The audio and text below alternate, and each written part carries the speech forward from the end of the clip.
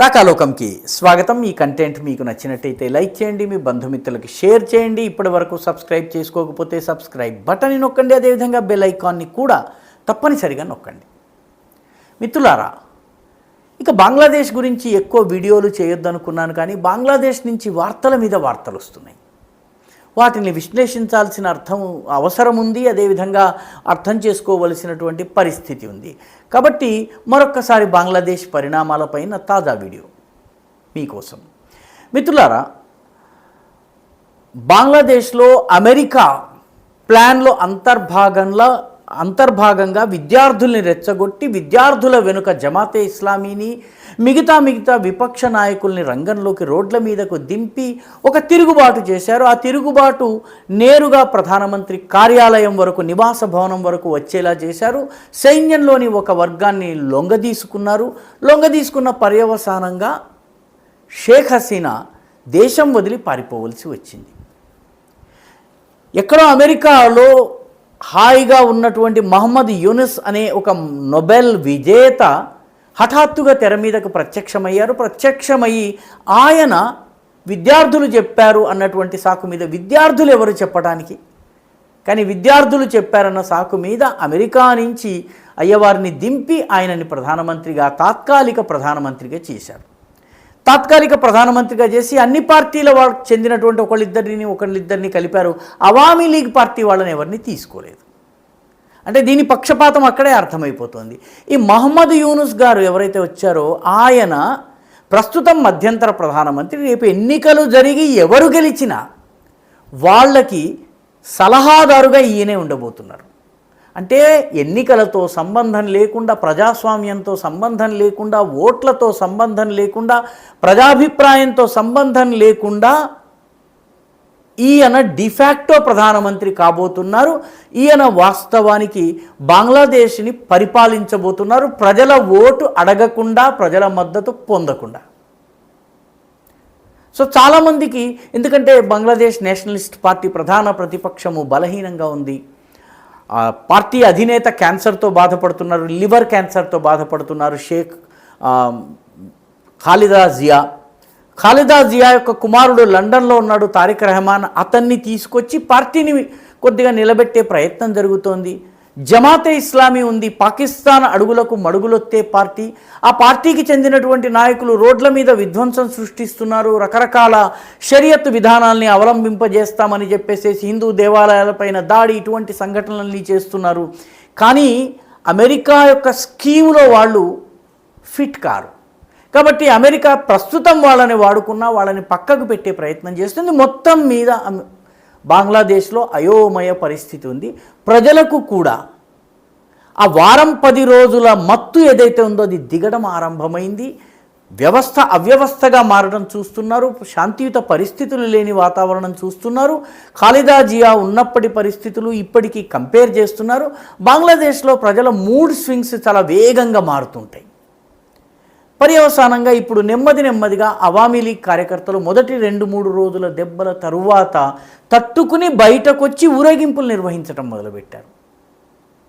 అంటే వాళ్ళ పార్టీ అధినేత దేశం వదిలి వెళ్ళిపోయినా పార్టీ యొక్క అపారేటస్, ఆర్గనైజేషనల్ ఇన్ఫ్రాస్ట్రక్చర్ ఇంటాక్ట్గా ఉంది. కాబట్టి వాళ్ళు కూడా రోడ్ల మీదకి రావడం ప్రారంభమైంది. వాళ్ళు కూడాను ఈ పోటీలోకి రంగంలో దిగారు. మళ్ళీ రెండవ వైపు హిందూ సమాజం ఏదైతే, మైనారిటీ హిందూ సమాజం ఏదైతే ఉందో, మైనారిటీ హిందువులు కూడా రంగంలోకి దిగారు మా హక్కుల గురించి. ఎందుకంటే అమెరికా మైనారిటీ హక్కుల గురించి చాలా మాట్లాడుతుంది కాబట్టి అమెరికాలోనే ఊరేగింపులు చేయటం, లండన్లో ఊరేగింపులు చేయటం కూడా చేస్తున్నారు, బంగ్లాదేశ్లో కూడా చేస్తున్నారు. దీంతో వాతావరణంలో కొద్దిపాటి మార్పు వచ్చింది. ఇప్పుడు తాజాగా షేక్ హసీనా ఒక ప్రకటనను విడుదల చేశారు. ఆమె అఫీషియల్గా విడుదల చేయలేదు. నిజానికి ఈ ప్రసంగము నేను విద్యార్థిని జాతిని ఉద్దేశించి చేద్దామని తయారు చేసుకున్నాను. జాతిని ఉద్దేశించి చేయాలనుకున్నటువంటి ఈ ప్రసంగాన్ని చదివే లోపే నేను బంగ్లాదేశ్ని వదిలి పారిపోయి రావలసి వచ్చింది అని చెప్పి ఆమె చెప్పడం లేదు, పార్టీ నాయకులు చెప్పడం లేదు, కానీ సోషల్ మీడియాలో ఈ ప్రసంగ పాఠం వచ్చేసింది. ఎలా వచ్చింది ఊహించుకోవచ్చును. ఎందుకంటే ఆమెకున్నటువంటి నెట్వర్క్, పార్టీ నెట్వర్క్, ఆమెకున్నటువంటి సోషల్ మీడియా ప్రజెన్స్, ఆమెకి దేశ విదేశాల్లో ఉన్నటువంటి బంధుమిత్రాదులు వీళ్ళందరూ కూడాను ఆమె చిట్ట చివరి స్పీచ్ పేరిట ఒక స్పీచ్ని తీసుకొచ్చారు ప్రచారంలోకి. ప్రస్తుతం సోషల్ మీడియాలో ఆ స్పీచ్ ఉంది. ఆ స్పీచ్లో ఆవిడ నేరుగా అమెరికాని టార్గెట్ చేశారు. చాలా ధైర్యం కావాలి ఒక రాజకీయ నాయకుడిని ఈ రోజుల్లో అమెరికాని టార్గెట్ చేయడానికి.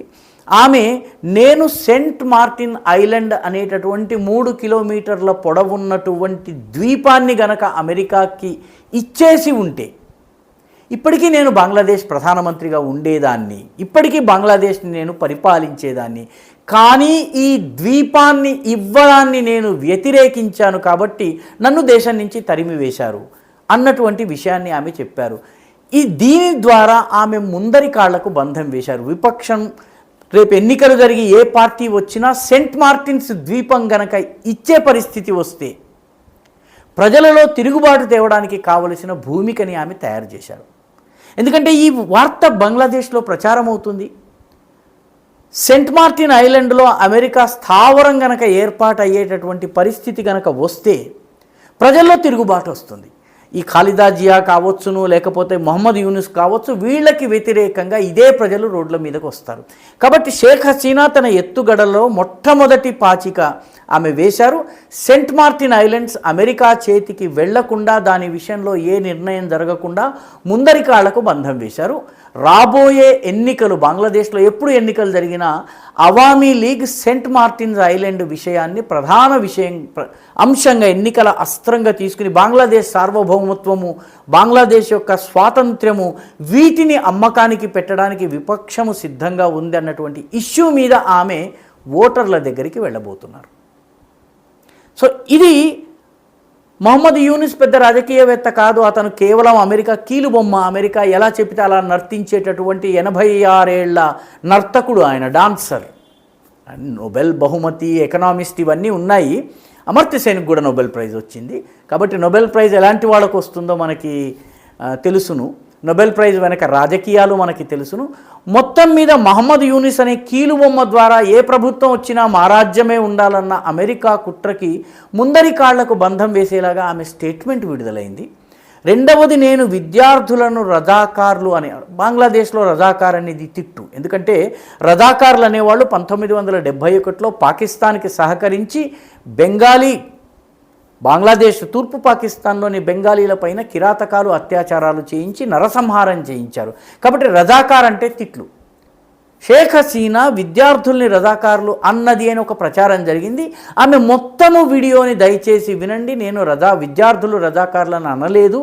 ఇది అమెరికా, బిఎన్పి, జమాతే ఇస్లామీలు సృష్టించినటువంటి సోషల్ మీడియాలో తీసుకొచ్చినటువంటి ఒక ఫేక్ వీడియో.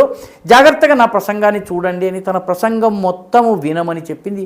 నెమ్మదిగా విద్యార్థుల టెంపర్స్ తగ్గుతున్నటువంటి సమయంలో, వేడి తగ్గుతున్న సమయంలో నెమ్మదిగా ఈ వీడియో కనుక చూసినట్లయితే విద్యార్థుల ఆలోచనలో కూడా మార్పు వస్తుంది. కాబట్టి యువతను, బంగ్లాదేశ్ పట్ల భక్తి ఉన్నటువంటి ప్రజలను, అవామీ లీగ్ కార్యకర్తలు ఎవరైతే దేశవ్యాప్తంగా ఉన్నారో, ఒక 40% ఓట్లు ఉన్నటువంటి కార్యకర్తలు ఉన్నారో, వీళ్ళందరినీ యాక్టివేట్ చేసేటటువంటి పనిని షేక్ హసీనా చేసింది. కాబట్టి బంగ్లాదేశ్లో గేమ్ అయిపోలేదు, గేమ్ ఇప్పుడే ఆరంభమైంది.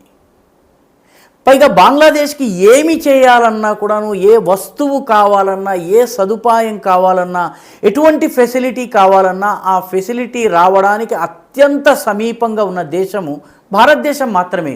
3 వైపుల నుంచి భారతదేశమే సరిహద్దు. కాబట్టి భారతదేశంతో పూర్తి వ్యతిరేకతతో వ్యవహరించే పరిస్థితి బంగ్లాదేశ్లో ఉన్న ఏ పాలకుడికి సాధ్యం కాదు. మొహమ్మద్ యూనుస్ వంటి బలహీనమైనటువంటి కీలుబొమ్మకి అసలు సాధ్యం కాదు. కాబట్టి నెమ్మదిగా వాళ్ళు భారతదేశంతో కూడాను మాట్లాడేందుకు నెమ్మదిగా వాళ్ళు ఒక డోర్ తెరవలసినటువంటి, కిటికీ తెరవలసింది, తర్వాత తలుపు తెరవాల్సినటువంటి పరిస్థితి ఉంది. కాబట్టి మహమ్మద్ యూనుస్ నెమ్మదిగా భారతదేశంతో కూడా మాట్లాడే ప్రయత్నం చేస్తాడు. అదే సమయంలో బంగ్లాదేశ్లో ఉన్నటువంటి అవామీ లీగ్ కార్యకర్తలందరూ కూడాను ఒక ఎన్నికల ఇష్యూతో ప్రజల ముందుకు వెళ్ళి మళ్ళీ ఆర్గనైజేషన్ని నిలబెట్టేటటువంటి పరిస్థితి ఉంది. షేక్ హసీనా కూడాను మళ్ళీ తాను బంగ్లాదేశ్కి తిరిగి వెళ్తాను అని చెప్తున్నారు. ఎన్నికలు ప్రకటించిన తరువాత నేను వచ్చి రంగంలోకి దిగుతానని చెప్పి ఆమె ప్రకటిస్తున్నారు. కాబట్టి బంగ్లాదేశ్లో the game has just begun. ఆట ఇప్పుడే మొదలైంది. ఇది అర్థం చేసుకోవాల్సినటువంటి అవసరం ఉంది. ఈ వీడియో మీకు నచ్చినట్టయితే లైక్ చేయండి, షేర్ చేయండి, ఈ ఛానల్కు సబ్స్క్రైబ్ చేయండి. మీ అభిప్రాయాన్ని కమెంట్ల రూపంలో తప్పనిసరిగా పంపించండి.